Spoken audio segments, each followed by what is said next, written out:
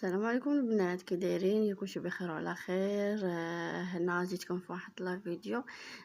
جبت لكم واحد الوصفه لتبييض الوجه، وهنا واحد الوصفه واعره.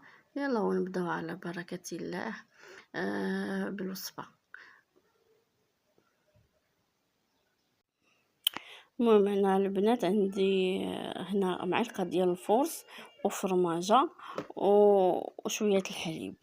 هنا هادو غادي ندير هاد الفرماجه هنايا وشويه الحليب ونطربهم يولوا لي بحال الكريمه ونرجع معكم ان شاء الله.